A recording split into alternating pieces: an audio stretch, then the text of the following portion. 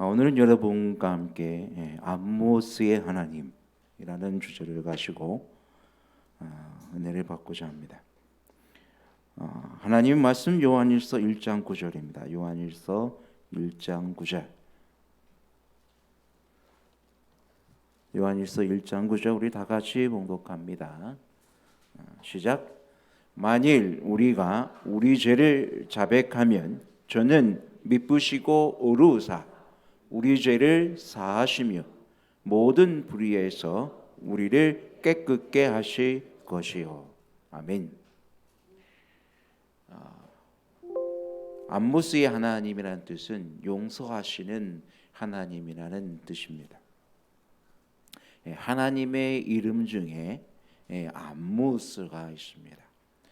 성경 구약 성경에 보면 아모스가 있죠. 아모스 같은 내용의 단어입니다. 암모스는 특별히 회복, 용서와 회복의 그런 의미를 담고 있고, 또 구약 성경 아모스서에 보면은 이스라엘 백성과 그 주변에 있는 모든 민족들이 죄가 열거되고 그들의 심판이 열거되고 있습니다. 하지만 또 계속해서 또 이스라엘 백성들의 그 죄, 우상 숭배, 죄와 또 그들의 심판에 대해서 언급하지만 결국에 아모스의 최종 결말은 이스라엘 백성들에 대한 회복과 그다음에 그들의 죄에 대한 용서와 또 그들과 영원히 함께하시는 하나님의 놀라운 은혜와 이 사랑으로 맞춰지고 있는 것을 보게 됩니다. 독일의 신학자 본 회퍼는 이렇게 이야기했습니다. 성경에서 인간을 향해 용서를 또 죄사함을 선언하셨으면서도 그 대가로 하나님의 아들을 십자가에 못 박기까지 하였으면서도 회개를 강조하는 것은 예수의 십자가의 죽음의 가치가 회개함을 통해 힘을 발휘할 수 있기 때문이다. 여기 여러분 하나님의 십자가의 용서가 무엇을 통해 힘을 발휘한다고요? 예? 무엇을 통해서?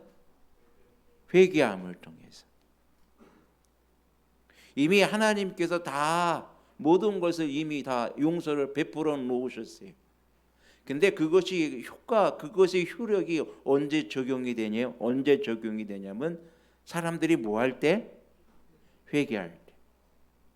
오늘 우리 본문의 말씀에도 보면은 만일 우리가 우리 죄를 뭐 하면요? 자백하면 우리 죄를 사하시고 우리를 모든 불의에서 깨끗게 하실 것이라 그랬습니다.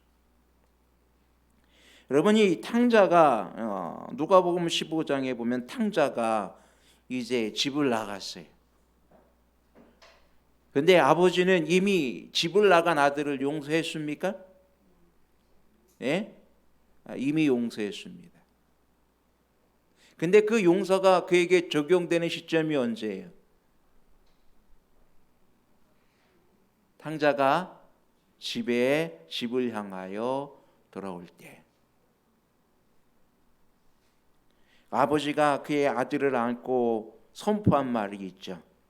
이는 죽었다가 다시 살아난 내 아들이라고 이야기합니다.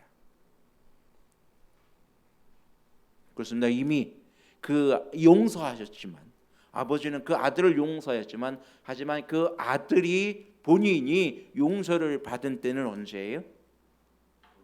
돌아왔을 때.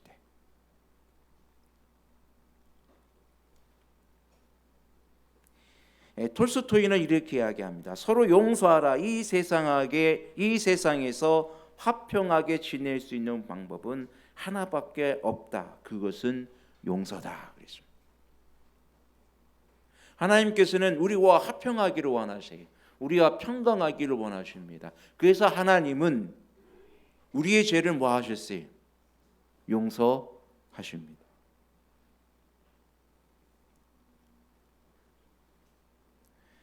코리템 붐이라는 여사는 화란 사람이었습니다. 아마 여러분들도 이 사람에 대한 이야기를 많이 들었을 줄 압니다.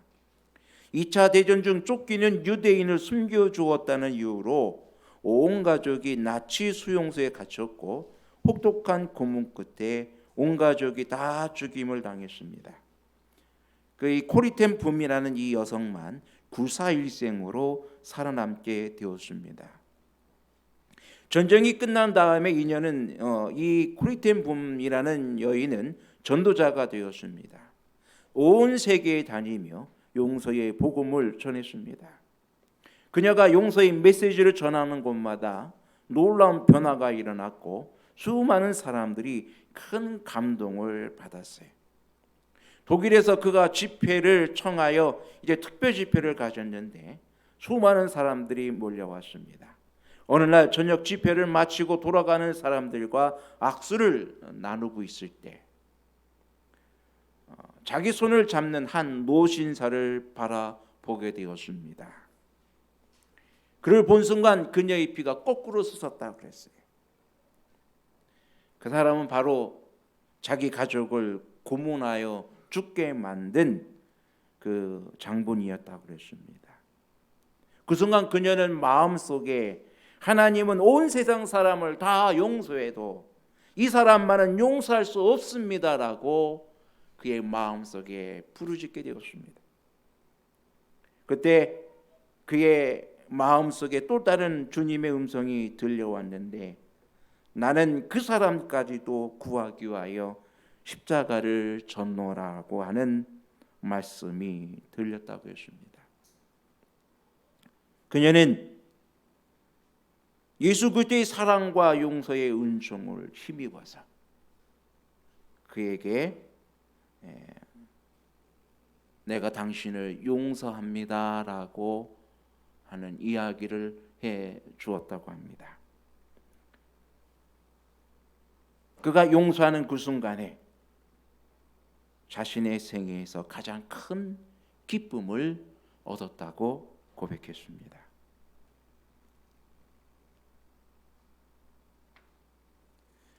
그렇습니다. 용서는 우리 마음에 새로운 기쁨을 주기도 합니다.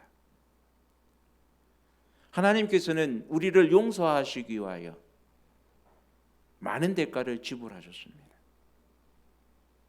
그래서 예수님께서는 이미 내가 너를 위하여 많은 대가를 내가 이미 다 지불했기 때문에 너희는 용서받기 위하여 어떤 괴로운 일을 하라고 우리에게 요구하지 않으시는 것입니다. 우리는 우리의 영혼을 하늘의 하나님께 의탁하고 우리의 범죄를 속죄하기 위해 길고 지루한 어떤 순례를 하거나 고통스러운 고행을 할 필요가 없습니다. 잠언 28장 13절에 보면은 죄를 자복하고 버리는 자는 불쌍히 여김을 받으리라. 뭐 하는 자는요?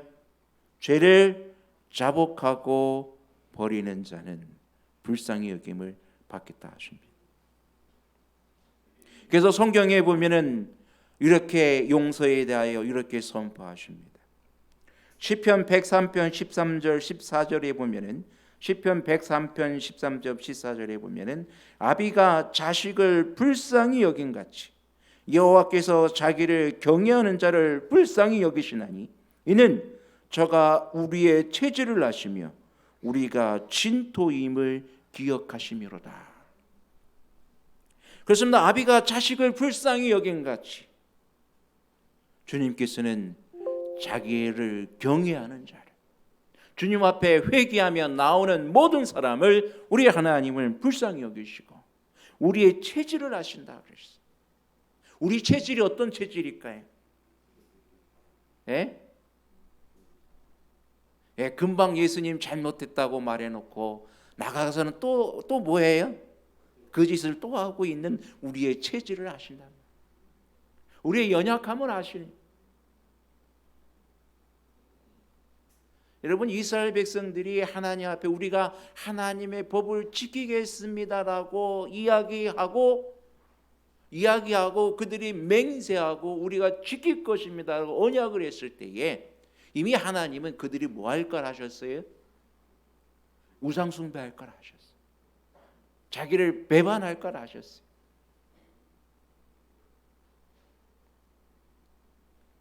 우리를 체질을 아시는 하나님, 우리가 진토임을 기억하시는 하나님, 그래서 더욱 우리를 뭐하게 여기셔요?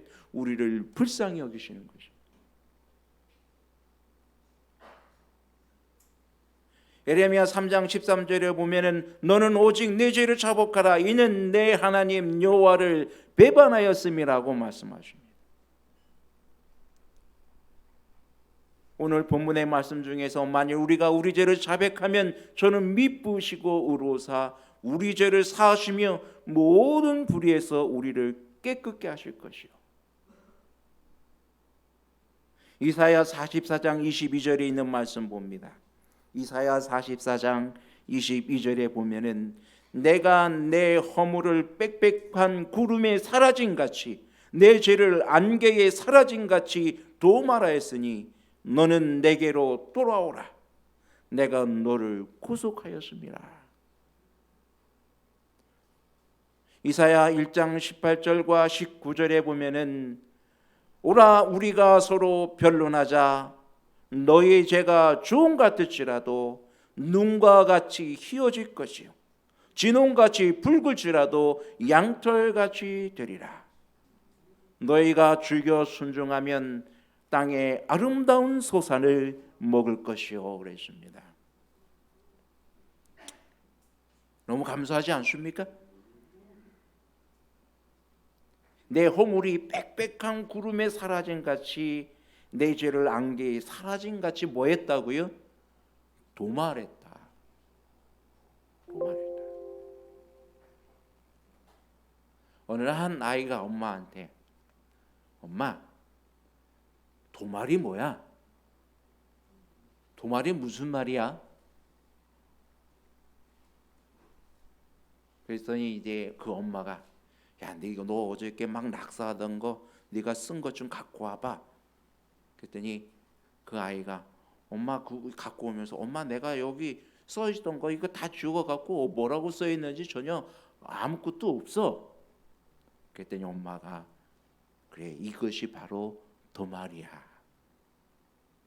네가 행했던 모든 죄악들을 하나님께서 깨끗하게 다 지워버려 가지고 더 이상 아무것도 생각나거나 기억냄이 없는 것을 말하는 거야.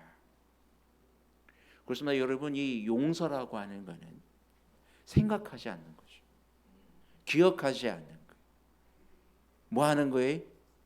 깨끗하게 지워버리는 것입니다. 마치 뭐 한 것처럼 전혀 그 일을 하지 않은 것과 똑같은 상태가 되는 것입니다. 그게 용서예요.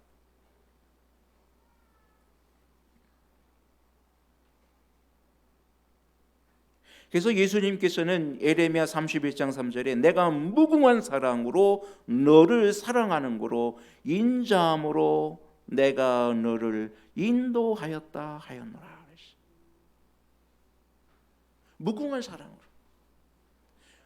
여러분 무궁한 사랑이 아니고서는 우리의 죄악을 어떻게 할 수가 없어요. 지울 수가 없는 거예요. 근데 우리의 죄악을 지우기 위해서 예수님께서 무엇 하셨습니까? 우리와 똑같이 사람이 되어 이 땅에 내려오셨단 말이에요. 뭐 해주기 위해서? 우리 죄악을 지워주기 위해서. 그리고 우리의 모든 죄악을 누가 대신 당하셨어요? 예수님이 그 죄가 되셔서 그 죄 자체가 되셔서 하나님의 모든 진노를 누구한테 다 쏟으셨어요? 예수님에게 쏟으셨단 말이에요.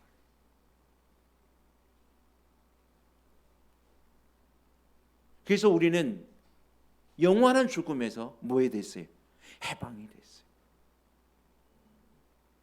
정령 죽으리라는 그 말씀에서 뭐 됐어요? 해방이 됐단 말입니다. 우리는 영원한 죽음을 당하지 않죠. 잠깐 뭐 하는 것뿐이에요? 잠을 자는 것뿐이에요. 그래서 여러분 아브라함의 하나님, 이삭의 하나님 할 때, 야곱의 하나님 할 때 그것은 무슨 하나님이라고 그랬어요? 산 자예요. 하나님. 죽지 않고 그들이 이 땅에서는 죽어서 그 형체 없지만 하지만 하나님은 그들을 뭐라고 부르셔요? 산 자라. 죽지 않았단 말이에요.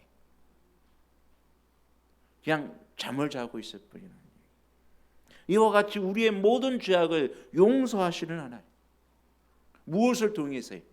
자기 생명을 버리면서까지. 사람이 되어 오신 것만 해도 감당할 수 없는데 죄 자체가 되어 참으로 하나님의 모든 저주를 다 나 대신 내가 받아야 할 진노를 누가 받으시고? 하나님이 본인이 다 받으시고 우리의 죄악을 용서하신 것입니다.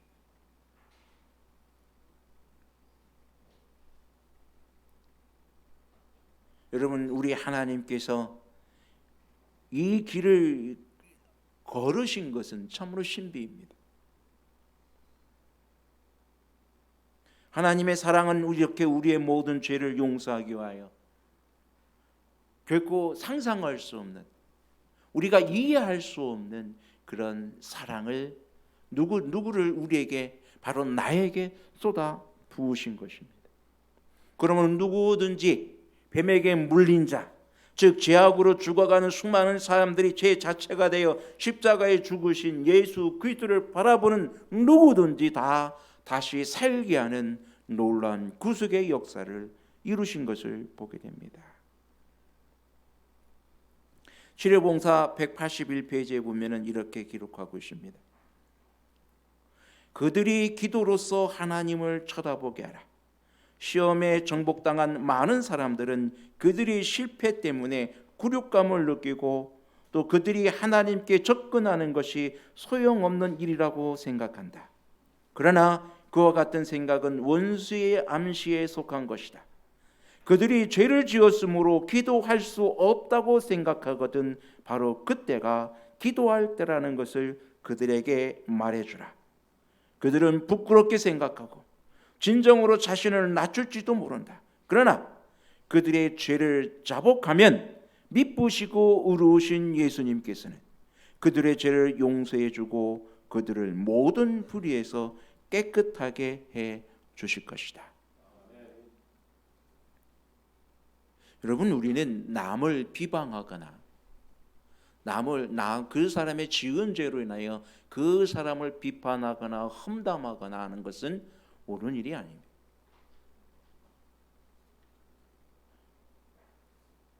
왜요? 이미 누가 용서하셨어요? 그 사람이 회개했다면은 하나님이 그를 용서하셔. 그가 회개함으로 주님 앞에 나와 있으면은 그 어느 누구도 그를 비방해서는 안 됩니다. 그의 과거를 쫓아내서도 안 돼요. 그의 죄악에 대해서 자꾸 끄집어내서도 안 돼요. 왜요? 이미 그가 뭐함으로? 하나님 앞에 회개함으로 그의 죄가 무엇을 받았어요? 가리움을 받았어요. 그런데 우리가 자주 실수하는 것이 뭐냐면은 어느 누가 잘못을 하고 또 큰 죄를 짓단 말이에요. 근데 그가 하나님 앞에 회개함으로 주님 앞에 나왔습니다. 하나님 곁을 떠나지 아니하고 하나님 앞에 나왔어요. 그럼 어떻게 해야 돼요, 우리는? 누가 용서하셨어요? 하나님께서 그 죄를, 그 사람을 용서하시고 또 그 사람이 만약에 또 그 공인 앞에 지은 죄라고 하면은 그 공인 앞에 그 죄를 모했을 때 내가 이렇게 잘못했습니다라고 참 용서해 달라고 사과했을 때 더 이상 그 사람의 죄를 어떻게 하면 안 돼요? 끄집어내거나 또 들춰내거나 그 죄의 아픔으로 또 상처를 주는 일이 없어야 된단 말입니다.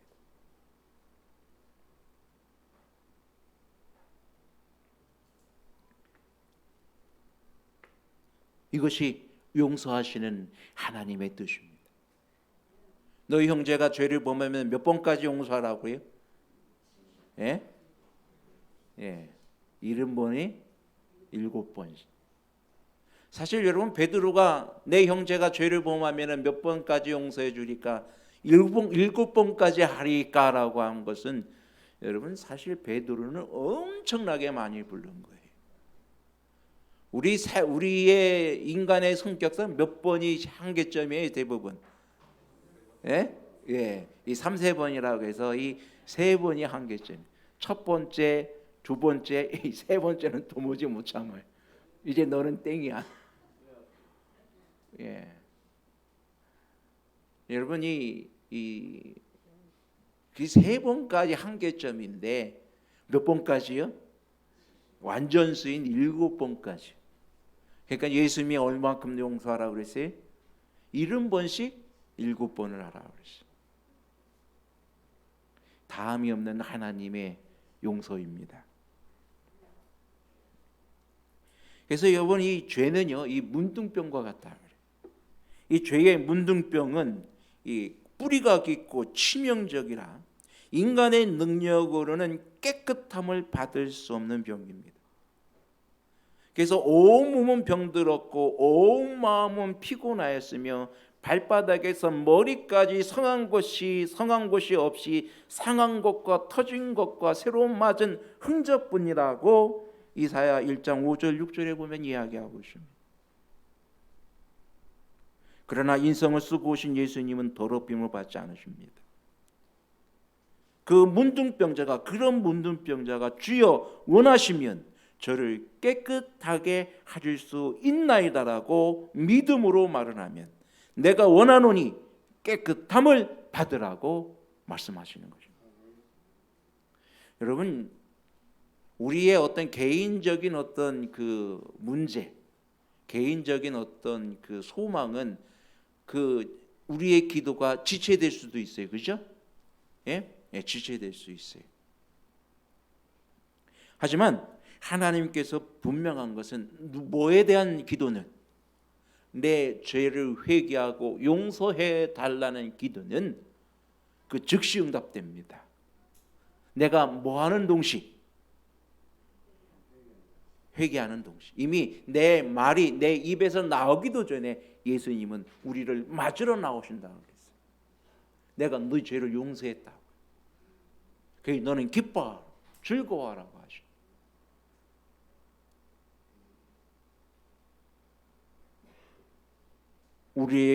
우리의 불의에서 온갖 더러운 것에서 우리를 깨끗게 하시는 하나님. 여러분, 이 하나님 앞에 감사하시게 되기를 간절히 바랍니다. 오늘 우리에게 가장 중요한 것이 있습니다. 주님이 오심이 멀지 않은 이때에 가장 중요한 것은 자복하고 회개하는 것입니다. 왜냐하면 이 주님의 용서가 내가 뭐 할 때 주어지니까, 내가 자복하고 회개할 때 나에게 주어지는 것이기 때문입니다. 야곱의 환난이라는 것은 바로 이것입니다. 우리의 죄에 대한 죄의 용서에 대한 싸움입니다. 하나님, 혹 내가 기억하지 못한 죄 있거든 기억하게 해주시고, 내가 진실로 주님 앞에 자복하고 회개하는, 그리고 그 모든 죄에서 떠나는 나의 삶이 되게 해달라고 하나님 앞에 기도하고 탄원하는 놀라운 일들이 우리 가운데 있어야 하는 것입니다. 근데 우리는 뭐 하지 않아요? 회개하지 않아요.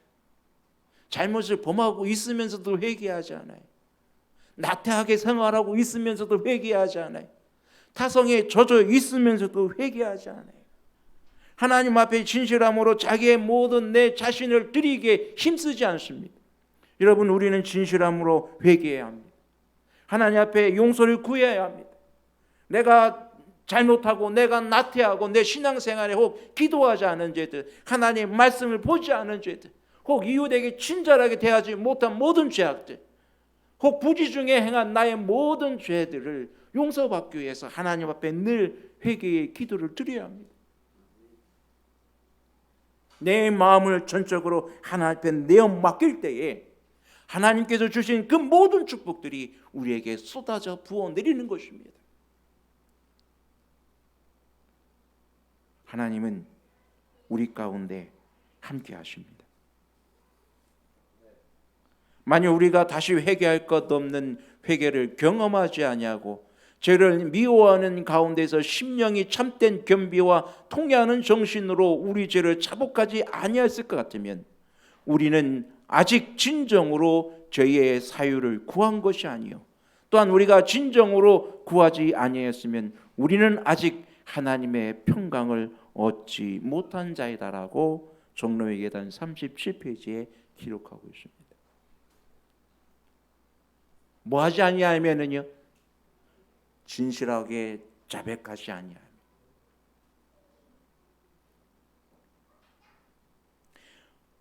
우리가 과거에 지은 죄의 사유함을 받지 못하는 오직 한 가지 이유는 우리가 우리의 마음을 겸비하기를 즐기지 아니하고 진리의 말씀에 옹종하기를, 순종하기를 원치 아니하는 까닭이라.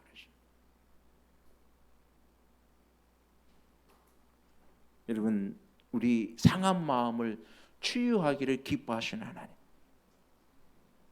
우리가 자복하고 회개하는 모습을 가장 기뻐하십니다. 이미 용서는 준비되어 있어요. 뭐 하기만 하면 돼요. 그 용서를 내 것으로 취하기만 하면 되는데, 그것을 취하는 방법이 뭐라고요? 자복하고 회개하는 것입니다. 믿음으로 주님 앞에 나가는 것입니다. 여러분, 우리를 기쁨으로 용서하시는 암모스의 하나님, 용서하시는 하나님을 여러분 믿음으로 신뢰하게 되길 바라보고, 온전히 주 예수 그리스도의 십자가를 바라보며 우리의 모든 것을 다 주님 앞에 내려놓고 주님의 은혜 가운데 평화 얻게 되기를 간절히 바랍니다. 우리 하나님의 놀라운 복 주심이 오늘 우리에게 함께하여 주시기를 원하며 말씀을 드립니다.